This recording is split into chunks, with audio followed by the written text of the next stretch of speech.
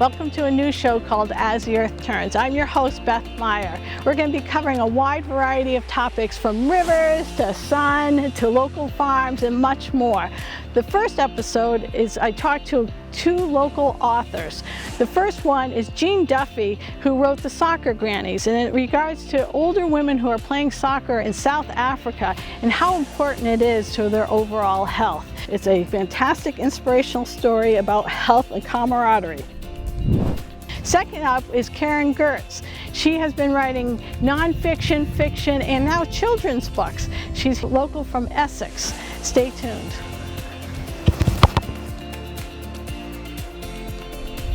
I have Jean Duffy and Kim Brooks sitting with me to talk about The Soccer Grannies right here that Jean Duffy wrote.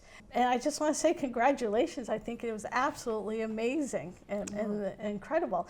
But could you tell me a little bit about who the Soccer Grannies are? So the Soccer Grannies are a team of women, 40 to 80 years old, who live and play in Limpopo, South Africa, a very rural, impoverished province. And their team formed in 2007 to improve their health, their emotional well-being, and this team has become a very important network, a community for themselves. Well, how did they figure out this soccer was going to better their lives? How did it even become a thing for them? So the founder is a woman named Becca Nitsanwisi, a community activist who's won countless awards for her humanitarian efforts in the Limpopo province. And she was diagnosed with colon cancer when she was 35. And so she was in the hospital undergoing treatments. And Becca being Becca, she looked around her and saw all of these older women and was concerned for them. And she decided she was going to start an exercise program to help them improve their health. She knew that they were undergoing a lot of stress in their lives. Becca in the hospital, seeing all these elderly women unhealthy for whatever reason, whether it's cancer or other health issues. What did she do, or what brought her to do this Soccer Grannies program? So she decided that they needed exercise, that would help, relieve their stress, improve their health. So, and it was good for her too, recovering from her chemotherapy. So they started walking through town, and she gathered more and more grandmothers, and then they were at a field one day, and some teenage boys were kicking the soccer ball around, and it rolled in front of one of the grandmothers, and she booted it, and it went off in the wrong direction. And so Becca asked the boys to come over and show the grannies how to kick the ball. And a half hour later, they said, "This was fun, Mama Becca. We want to do this again." And at first, cars were like craning their necks, looking, what are those women doing playing soccer? They belong at home. They shouldn't be out. They're going to need to take care of the grandchildren. But it was great for their health. It was great for their stress levels. It was. They went home stronger and happier. I was going to say a little easier taking care of the grandkids when you have some enjoyment for yourself. And so now all these people or all these women have taken part in this up to 240 local granny soccer teams in South Africa, really, in other countries as well. How else has she helped out with her community? Unemployment is, through the history of apartheid there, rampant in South Africa. Yes, and the AIDS epidemic hit them very hard. So she has helps them get food, helps build houses. She rallies support. She was a radio talk show host for many years and had a program where people would call in and they need a wheelchair for a relative or need help putting together a proper funeral, and she would help them accomplish that. Can you talk a little bit about the stigma these ladies have and what their expectations are of being a granny in South Africa, in these small towns? Yeah, so one of the most kind of dire things is they believe in witches. Oh, yes. And so if there is some inexplicable event, a health issue, or just some catastrophe happens, even a weather catastrophe, they will believe that a witch caused it, or someone was doing witchcraft. So they will look around the village and maybe suspect an elderly woman with dementia issues. And so Becca will get a call that, you know, they rally and try to rid the village of that problem. But also, too, these women are expected to really not be able to do anything that they enjoy. I mean, they're stuck in the houses, they're taking care of their grandkids, they're not educated, right? There's no real school system for them, or in general, what kind of school system do they even have out there? Do you know? I think with the colonial expansion, the first schools were missionary movements, and so they were trying to teach them to read the Bible, and they prioritized the boys over the girls. Sure. Sometimes the girls were needed to help their mothers work in the field rather than go to school. Right. Yeah. I mean, I think more of the girls go to school now. I think that's getting better. It the seems literacy, like it. Yeah, the literacy was worse in the oldest population. Sure. How did you initially get involved? So I started playing soccer later in life too. I was in my early 40s watching my daughters play, and I said, that looks like fun. You know, I can run. Surely I can run and kick a soccer ball. Of course, you don't have the skills that you have starting from young, but it's still fun, right? And I found a group starting up, and it was a fun way to exercise. I forgot about my to-do list for that hour, and those women are some of my best friends now, 20 years later. And one of them being Kim. That's right. How did you get involved? Well, when I was in my mid-40s, I was coaching my son's team in Malden, and then I realized that at the end of each practice, I was having a scrimmage and I was playing with the boys. Mm-hmm. I thought to myself, you know, probably I should go get my own team instead of just playing with them at the end of the thing. So I looked around and I found the Express's team in Lexington and started playing with them. It turns out a year or so after the grannies had come here. How did you get notified or become aware of the soccer grannies? So it was 2010, and South Africa was hosting the FIFA World Cup, first time on African soil. So it was a big event for them. And these women playing soccer in their skirts, running around, found an international spotlight shining on them. Nice. I mean, they were the perfect human interest story associated with the World Cup. So reporters were flocking to Limpopo. And I'm at work one morning in Cambridge, open up my email, and there's an email from one of my soccer buddies sharing one of these video clips. And, you know, right away we felt a bond with them. You know, I mean, even though our lives were clearly very different, we could see that they were loving the same thing about the games that we were. And they were even older than us, so they were inspiring to us. And you're right, it has a lot to do with your health. Socializing, just having a lot of fun, I find with soccer. Why'd you decide to write a book about it? Well, we invited them, like Kim said, we invited them to come to the United States. They came, which was just an amazing experience to host them here. And then we visited them in South Africa the following year. And one of my friends said, somebody should write a book. So I kind of planted the seed. The story needed to be told. Yeah, the story needed to be told, yeah. Jean and a couple of other people who are friends of mine from L'Expresses went to South Africa. In 2011. And then I went on the trip in 2023 when Becca said she was going to have an international football tournament, and she put one together. But it was huge, correct? And she was dreaming about that in 2010 when she was here. She said, "You never doubt Becca." No, she sets her visions, and that's, you know, the power. So can you tell me a little bit about this tournament? Like, how big was it? How many people were there? How many players? I think there were 16. Yeah. And there were from Mozambique, Zimbabwe, Zambia, France, the U.S., and South Africa. Lots of teams from South Africa. And the stadium was full of people. It was full of every team that wasn't playing at the moment at the big stadium or at another field. And there were townspeople. We've never played in front of an audience. I mean, you play as well. And we couldn't even hear ourselves talk on the field. You know how, you could say something from, the back of the field to one of the strikers here, and I got hoarse trying to. Get their attention. Yeah. You didn't hear Yeah. anyone calling for So there were subs, you people couldn't hear. from all over the town who came and watched us, and I think they have real pride in Sure. their grannies now. Absolutely. It was just, it was Yeah. incredible. And so the only requirement as a player, you had to be a woman and you had to be over 50. That's awesome. I think that's absolutely incredible. So what do you think the future of soccer grannies are?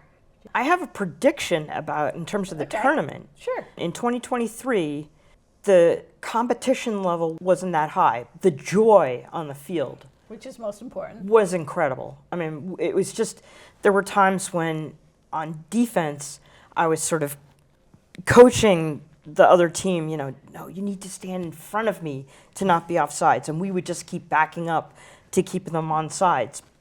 But there were one or two teams that were definitely competitive. Their coaching is really bringing them along in a good place, I think.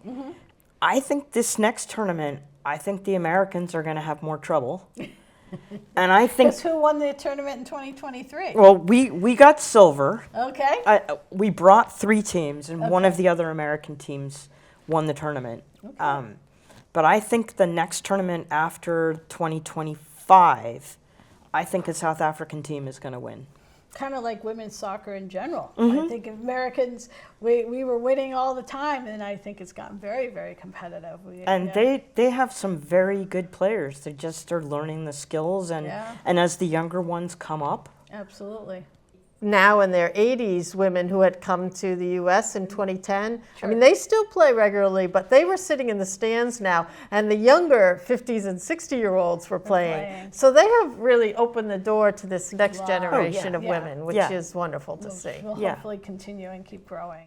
If you're interested in finding out more about the story, you can get this book. It's on JeanDuffy.com. You can order it directly there, right off of the website. the proceeds of the book are going to help Mama Becca projects. And there's Sure. so much need. Yeah. I mean, we Hasn't were been a very blessing. happy to bring stuff with us to give away soccer equipment when we were there.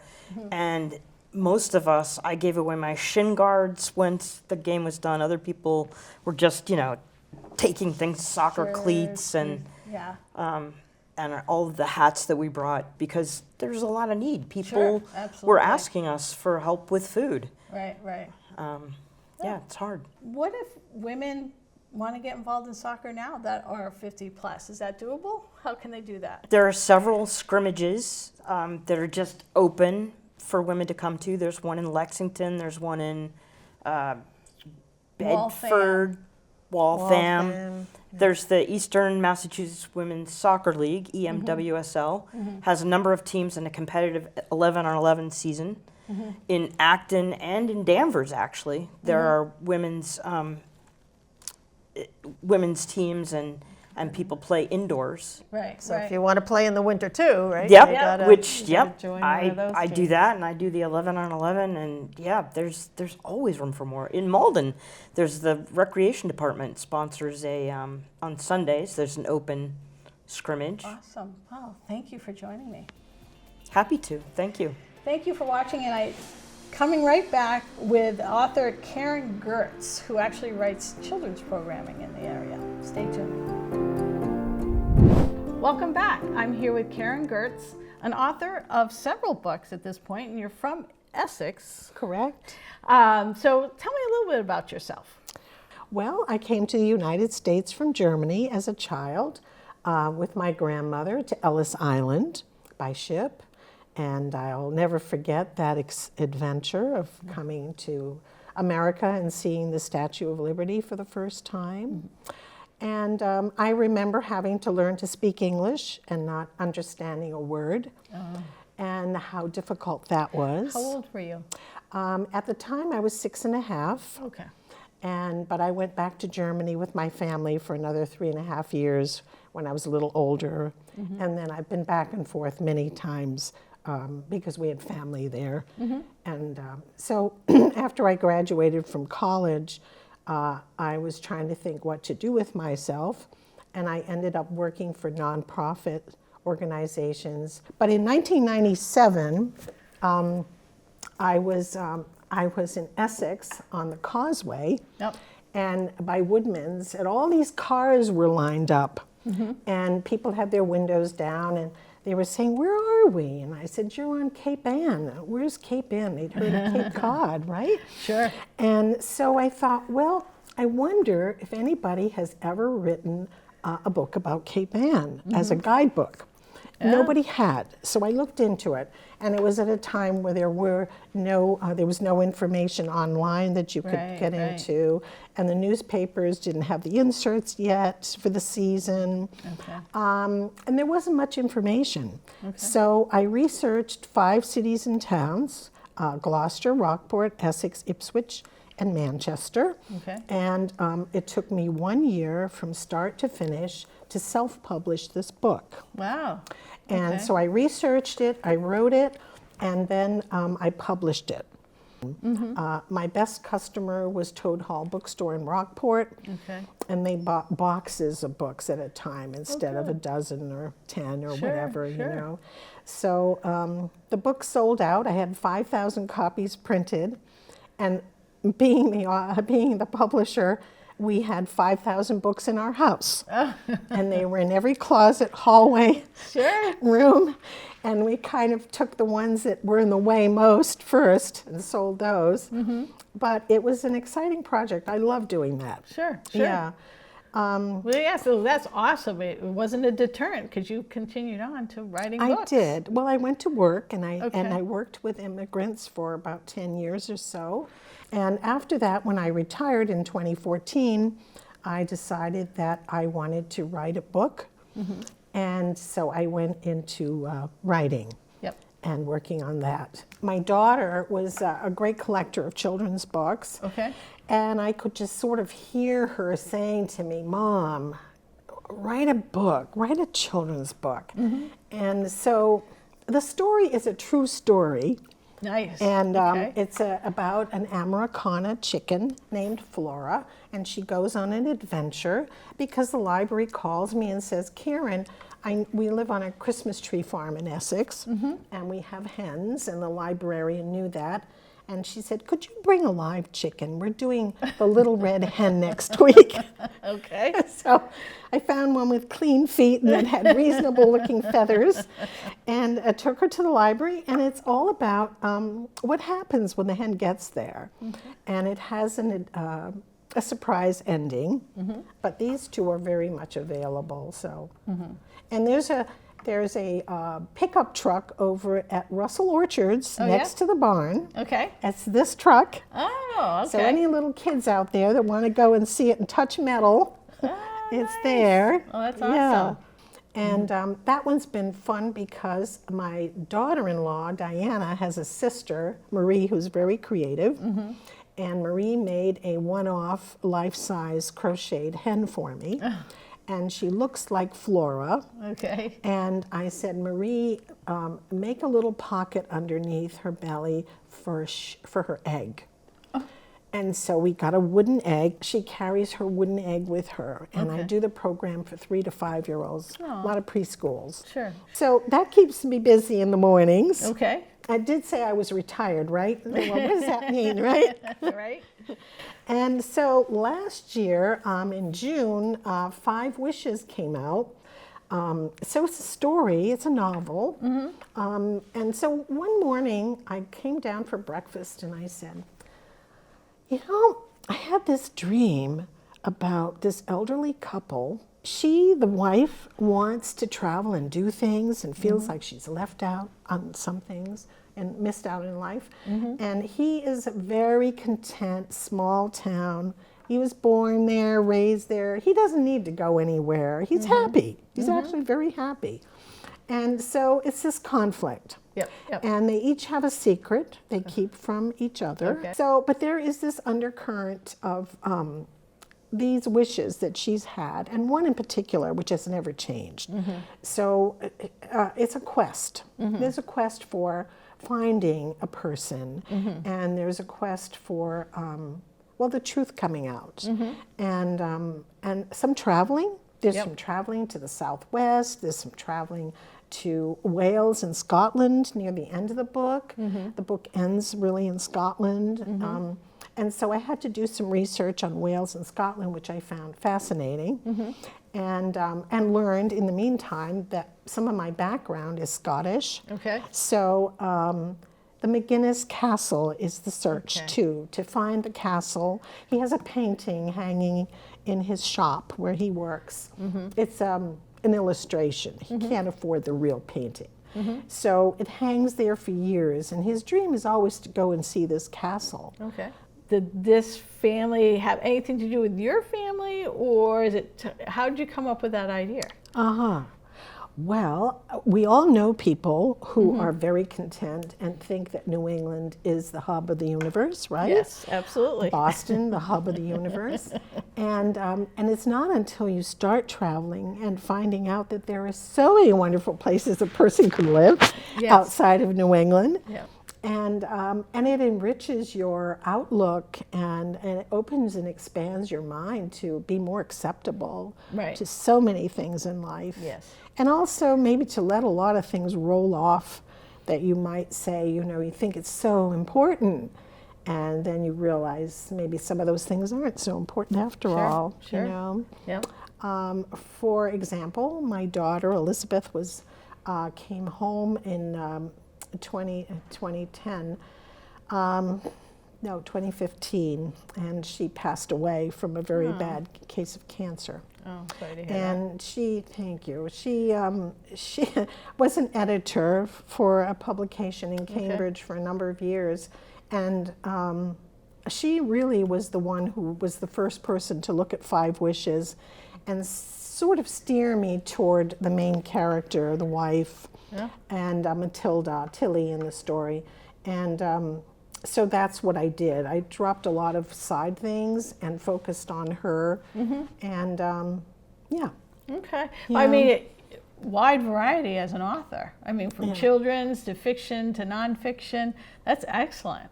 If somebody wanted to purchase one of your books, how would they go about finding them? Okay, well, you can always order them directly from the publisher. They're on Amazon. I said Amazon, but they're also at local bookstores. Yes. Beverly Farms Bookstore, the bookstore in Gloucester, Jabberwocky in Newburyport. Any small bookstore can order any of these books, can order any book for you. And then I'm on Facebook and I'm on Instagram if people want to log on and say hello. And So all they have to do is type in on Facebook. Karin M. Gertsch. Is there anything else I missed that you would like to? Well, I don't know. I'm working on another book. Oh, yeah. Yes. Is this fiction or? Well, it's called creative nonfiction. Okay. I had no idea there was such a category. Okay. It started out as a memoir, and then I decided I didn't really want to write a memoir. I wanted to write something more interesting. Okay. So I've embellished things, I've changed things in it, and I've got 325 pages written. However, it's not ready. Okay. But I'm hoping within the next year that book will be out. Awesome. And another follow-up to Flora Has an Adventure. I have Goldie and the Snowy Night coming along. Okay. So she's another chicken. Yeah. Awesome. So if everybody wants to get a book, I suggest getting onto Facebook with Karin Gertsch. Well, thank you for joining us. Well, thank you so much for having me.